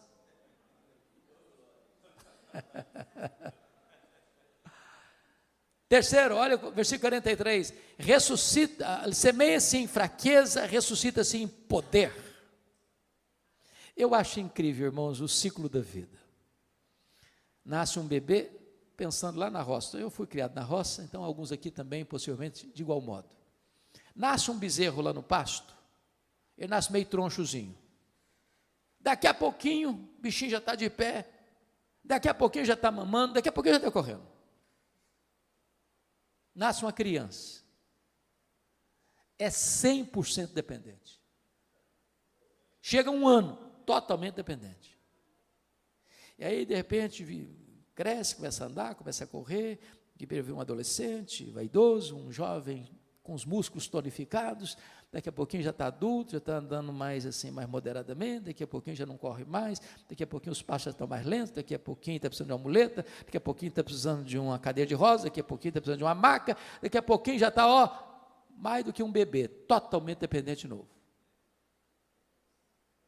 Semeia-se em fraqueza. Ressuscita-se em poder. Você quer saber como é que vai ser o nosso corpo poderoso? Olha o corpo de Jesus ressurreto. Ele entrava numa casa fechada, sem precisar abrir a porta. Ele saía lá de Jerusalém e aparecia lá na Galileia, 154 quilômetros, sem precisar percorrer o trecho. Ele foi assunto aos céus com o seu corpo glorificado. Agora deixa eu fazer uma perguntinha. Onde fica o céu? A que distância o céu está da terra? O nosso universo, diz os estudiosos, tem mais de 93 bilhões de anos-luz de diâmetro. Sabe o que significa isso? Se você voar à velocidade da luz, 300 mil quilômetros por segundo, nessa velocidade você demoraria mais de 93 bilhões de anos para chegar lá. Onde está o céu? Pergunto a vocês, com que velocidade Jesus voltou para o céu? Velocidade da luz? 300 mil quilômetros por segundo? Se ele voltou na velocidade da luz, ele está logo ali na esquina do universo ainda, depois de 2000 anos. Sabe o que significa que nós teremos um corpo poderoso? Significa que novos céus e nova terra será todo o ambiente do nosso habitat. Vou dar uma puladinha no céu. Dá uma puladinha na terra. Quanto tempo um anjo gasta para vir do céu à terra? Quanto tempo? Sabe o que significa isso? Nós não estaremos como os anjos, como o corpo ressurreto de Jesus, sujeito às mesmas leis que nos governam agora. É por isso que o hino diz, nem metade da glória celeste jamais se contou ao mortal. Mas vamos à segunda imagem, à segunda figura. Como é que vai ser o nosso corpo? Confira aí comigo agora o versículo 39.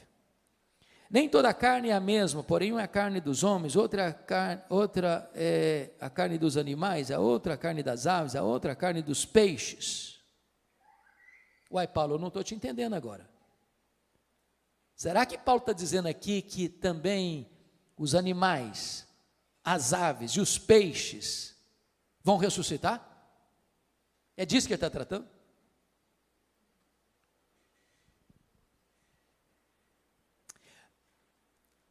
Convenhamos aqui, nós estamos vivendo uma época fascinante e ao mesmo tempo, para mim, complicada. A fase dos pets. Eu não tenho nenhum problema com quem tem pet, eu amo animais. Quem tem, diz Provérbios, tem que cuidar bem. Mas eu acho que a nossa geração está confundindo um pouquinho, está passando um pouquinho dos limites. Você acredita que tem gente que dorme com um cachorrinho na cama, debaixo do mesmo cobertor, abraçadinho?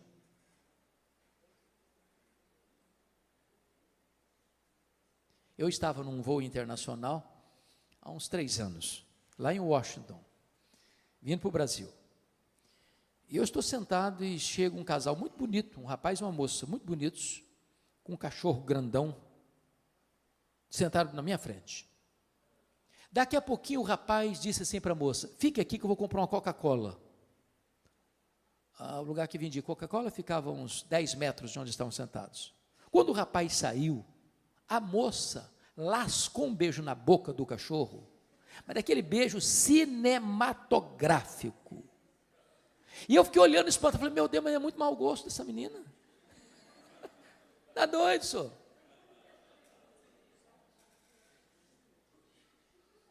Há poucos dias uma irmã me liga, uma irmã da igreja. Falou, pastor, eu estou ligando para o senhor porque eu queria saber se a minha cachorrinha vai para o céu. E eu fiquei meio zonzo com a pergunta. pensando em elaborar uma resposta, antes de eu dar a resposta, ela disse assim, porque se a minha cachorrinha não for, eu também não quero ir. Falei, aí, é o problema da senhora, eu não vou entrar em briga de família não, o que é isso? Eu tenho um colega, pastor presbiteriano, calvinista, reformado, que foi fazer um casamento de uma ovelha dele, e ele não está sabendo de nada, o coitado, pego de surpresa. Na hora das alianças, sabe quem levou a aliança ao altar? A cachorrinha da família. Mas está demais, está não? Ô gente, eu sinto muito, mas informar isso. Deus criou 3 tipos de seres: os anjos, os homens e os animais. Voláteis, terrestres e aquáticos. Os anjos são espírito e não têm corpo. Eles não morrem. Os homens têm corpo e espírito. Morre o corpo, o espírito volta para Deus. Os animais, voláteis, terrestres e aquáticos, têm corpo e não têm espírito. Morreu, acabou. Jesus não foi para a cruz para redimir cachorro, peixe e papagaio.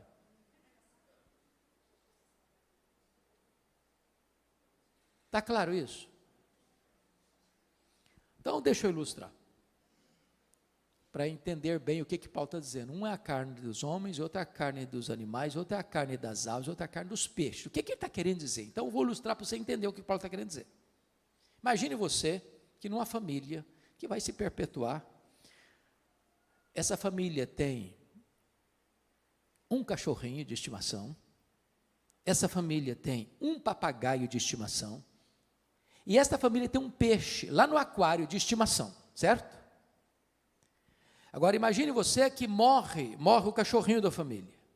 Aí a família vai lá no quintal, abre uma cova profunda e sepulta o cachorrinho.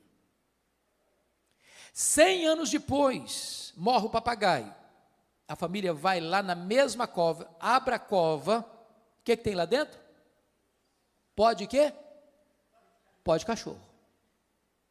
Sepulta o papagaio na mesma cova. 100 anos depois, morre o peixe. Ela vai lá na mesma cova, abre lá, o que tem lá dentro? Pode cachorro e pode papagaio, pode ave. Aí sepulta o peixinho lá dentro. 100 anos depois, morre alguém da família, vai lá e abre a cova, o que tem lá dentro?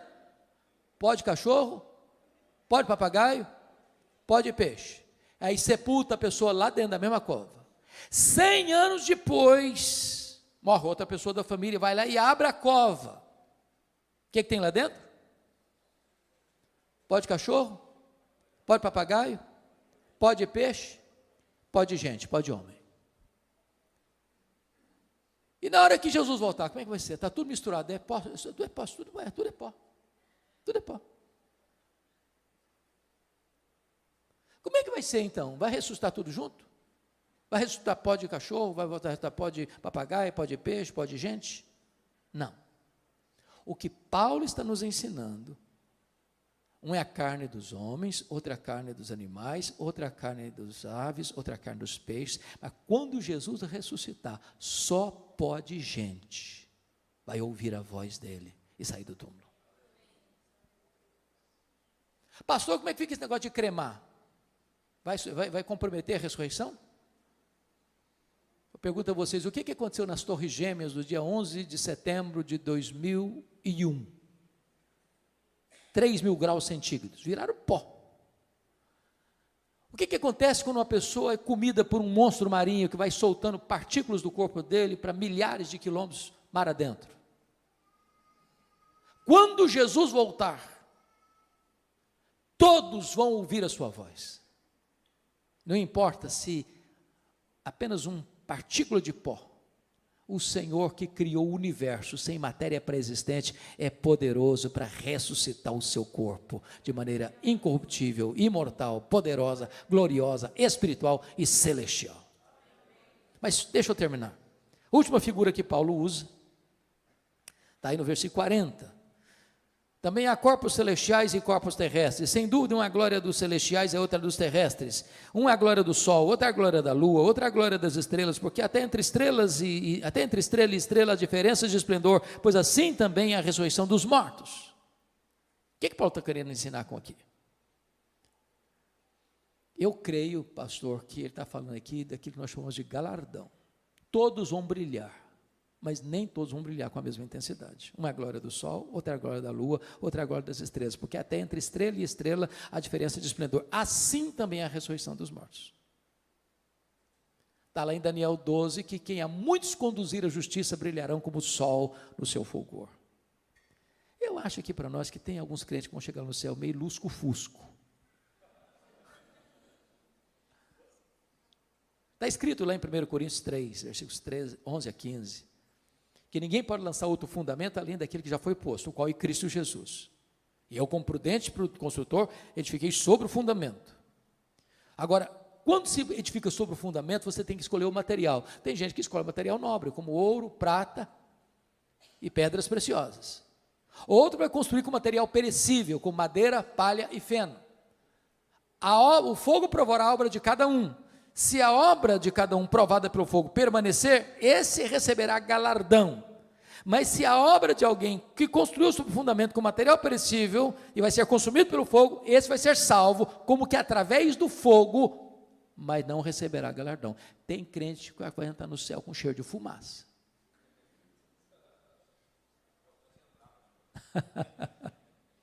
Com cheiro de fumaça. Preste atenção nisso. A salvação é de graça, mas o galardão é recebido pelas obras. Você não foi salvo para cruzar os braços e aguardar Jesus voltar. Você foi salvo para servir, para ser um canal de bênção, para ser um embaixador das boas novas, para ser um ministro da reconciliação, para levar a esperança da salvação para outras pessoas. Voltando para Tessalonicenses para encerrar, eu só queria chamar a sua atenção, que depois então da ressurreição, está escrito, eu fecho aqui agora, o que vai acontecer? E depois nós os vivos, os que ficarmos, seremos arrebatados juntamente com eles entre nuvens para o encontro do Senhor nos ares, e assim estaremos para sempre com o Senhor.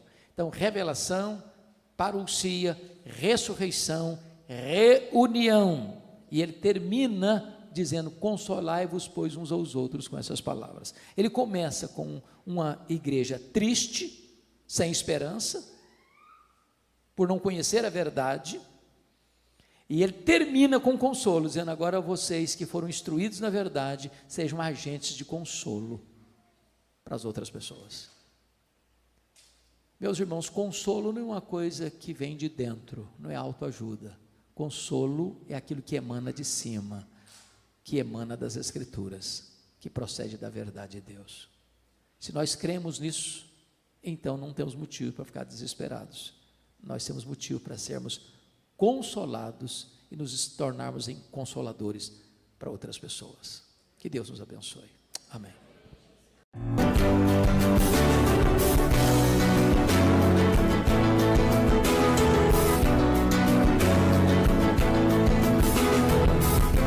Palavra da Verdade, com Hernandes Dias Lopes.